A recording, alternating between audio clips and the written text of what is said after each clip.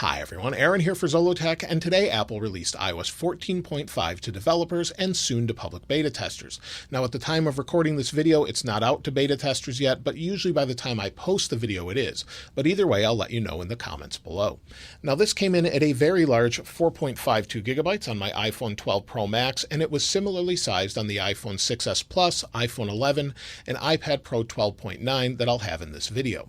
And so Apple released this along with watchOS 7.4 Beta 1, tvOS 14.5 Beta 1, iPadOS 14.5 Beta 1, and they released macOS 11.2 to the public as well. So a lot of new releases and updates for beta testers and the public if you have a Mac. So let's go ahead and take a look at the build number, and then we'll talk about what's new. Now let's take a look at the build number. We'll go to Settings, then General, then About, and as you can see it says 14.5, 18E5140J. And this particular update has some great improvements in it to help with things like Face ID, for example. So we'll talk about those in just a moment, but the first thing this has that's updated is the modem. And the modem's been updated, at least in the iPhone 12 Pro Max, not necessarily all phones, but if you were having connectivity issues with, say, 4G or 5G, this should help improve those. Now, the first new feature has to do with Apple privacy, or them limiting the ability for apps or websites to track what you're doing. So not only what you're doing, but where you're going. And you'll now get prompted from different apps, such as Facebook, for example, whether or not it's allowed to track what you're doing. So that sort of goes along with the privacy setting under Settings and Tracking. If you want to allow different things to track you, they can request that information. If you have it turned on, of course, they can't, and they can't track across different websites, for example. So this gives you more information about it, but now it's going to be enforced and enabled with 14.5. So once it's available to the public, no one will be able to do that, and that will be great for privacy for everyone using iOS. Now the next thing is they've updated that you can physically see anyway, is if you go to your settings, then go to General, then Software Update, you'll see that it's changed the text a little bit. It now says your iPhone is up to date with all the latest bug fixes and security enhancements. So this is a new look, and this also carries across to Apple Watch, or the watchOS app. So if we go to Watch and again check for an update here, for example, it gives you the same sort of look to it. So they've completely updated that to give you more information, and it just looks a little bit different. So that's something they've changed. Now, speaking of Apple Watch, if you have an Apple Watch, you have watchOS 7.4, and you go into your settings, for example, and then you go down to Face ID and passcode. Under Face ID and passcode, there's a new feature that says Unlock with Apple Watch. It says iPhone can use your Apple Watch to unlock when Face ID detects a face with a mask. Your Apple Watch must be nearby on your wrist, unlocked and protected by passcode. And so I've tried this out and enabled it, so let me go ahead and show you what that's like. So now I'll hold my phone up. You can see I have a mask on. I'll lock my iPhone 12 Pro Max, bring it up to my face. It actually notifies me on my wrist. It says iPhone 12 Pro Max unlocked by this Apple Watch. And then it unlocks and you can use it. So it vibrates, gives you haptic feedback on your wrist. And it's a nice way to get around not being able to use your phone easily with Face ID. So now it's using biometrics from your wrist as well as your phone, and now it will unlock, making it more secure and much more convenient for many of us. Now there's a slight interface change when you're using Siri to send a message. So you can hold the power sleep wake button or use the word hey in front of it. So let me show you what it looked like before and what it looks like now. Send a message to Steve Mosier. So you can see it looks a little bit different on the old one on the left than it does on the new one on the right. So I think it's just a little bit clearer as to what is going on. Now, also to go along with Siri, there's a new command where you can call for emergency help. So you can say, hey, then you can say the assistant's name and then call emergency. So call emergency. And it looks like this. You want to make sure you cancel it in time, of course, but that's what it looks like. And it's just a slight new update to that and makes it easier to call emergency services should you need them. Now, something I know a lot of people will be very happy about is this update now supports Xbox Series S, Xbox Series X, and PlayStation 5 controllers. So if you're using the beta, you can use those now. However, it will be available to everyone once it's released to the public, of course. So if you have a PS5 or the latest Xbox, you can use those controllers. Another thing I know a lot of people will be happy about is this now supports dual 5G SIM cards. So Apple talked about bringing this later last year, but now if you have dual 5G SIM cards, whether that be an eSIM and a regular 5G SIM card, you can use them simultaneously if you have that set up. So in your cellular, you'll have that option and you'll see 5G in the upper right, just like you would before with 4G. So that's a really nice update I know a lot of people were looking forward to. Now within reminders, they've given us the ability to sort our reminders now. So if I go into one of my lists, you tap the three dots in the upper right, you can now tap on sort by, and you now have the option to sort by manual, due date, creation date, priority, and title. So we now have those options to sort our different lists by if we want to arrange them a little bit differently. So they've added a little extra functionality there. They've also updated the Podcasts app. So if I go into Podcasts, for example, and I bring in iOS 14.4, you can see here, we'll go to say the same thing, and some of the categories are a little bit different. And then we'll go back to, we'll go back into GadgetCast here and GadgetCast on iOS 14.4, and it looks a little bit different. So it says continue listening here at the top. They've changed the interface to look a little bit nicer, I think. So we have a big resume button. So there's small tweaks throughout the podcast app. So that's been redesigned a little bit too. Now, app libraries seems to be rearranged more and more. So every time this updates, a lot of the time the app library will rearrange where the categories are located. So depending on what version you're using, they're in different places. So iOS 14.4 on the left, iOS 14.5 on the right, you can see there's different locations for the categories. They're the same at the top, but they're different towards the bottom. So it seems to be rearranging by what I use most, or at least I thought so, but it doesn't necessarily do that for everything. So maybe that's where it will go eventually, but they keep rearranging the category location. Now, there is one more small physical change you can see, and that's in the Watch app. So if you go in the Watch app, the face gallery now looks a little bit different. So within the Watch app, if I bring in 14.4 again, the face gallery looks a little bit different here, and the icons have changed slightly. So not a huge change, but it's something to note. Now, there's a couple other things that you can't necessarily see. So for example, if you use Fitness Plus, you have Apple Fitness Plus, we'll go to Activity, or Fitness. And if you have Apple Fitness Plus, you now have the ability to use this with AirPlay 2 supported devices. So you can broadcast these to AirPlay 2 and you'll have that option. So to TVs and things like that. And then finally, there's also code indicating that you'll be able to share an Apple Card with other people in the future.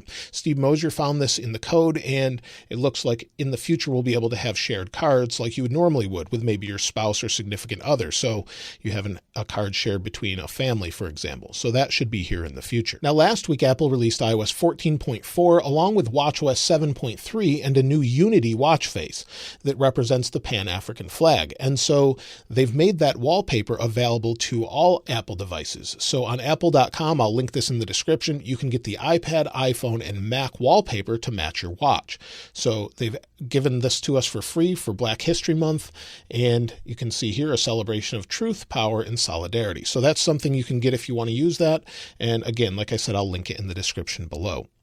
Now, as far as bugs and known issues, well, there's 5 noted by Apple in their notes, and some of them are significant. For example, some vehicles can't start CarPlay if the phone is set to share contacts over CarPlay. So it may just not work altogether if you have that sharing option turned on. Also, if you use Apple Maps and you share your ETA and routes, it will give you an error and not complete. So that's on iOS and CarPlay. And then finally, the share extension for notes and reminders doesn't appear in the share sheet when you're using Maps. So if you go into Maps and you want to share your location, you won't have the option for that for notes and reminders. So that's something they need to update. They've noted it doesn't work in this beta. So if those are important to you, just keep that in mind. Now, with iPad Pro, there's also another bug as well, where it will not connect via the USB-C to digital AV multi-port adapter to run an external display on the 3rd generation iPad Pro 12.9 and iPad Pro 11-inch and iPad Air 4th generation. So if you use that function a lot, again, that's going to affect how it works for you as far as using a beta versus the public version when it's time to actually use it if you can't use an external display, for example. Now, with iPadOS, they've added a couple small changes. One is if you're using an external keyboard, for example, maybe the Magic Keyboard here, we'll attach it, We'll go into Notes, and we'll hit the little button that allows us to change keyboards or search emoji. And now we actually have a search field for emoji. We didn't have that before, so now there's a search box so we can figure out what emoji we want, whether that be a heart, for example. Now we can search for it, and it works just like it does on iOS. Now also, some people are saying that when you turn this off and reboot it, you'll actually have a horizontal logo or Apple logo. So let's try that. Let's see if we reboot it. We'll turn it off here. Wait for it to boot here. There we go. Now we have a horizontal logo. Now I've found this only works when it's attached to the keyboard. If it's not attached to the keyboard, even if it's rotated to landscape, the logo will be in the portrait position. So now it's in landscape since it's on the Magic Keyboard, and it looks correct.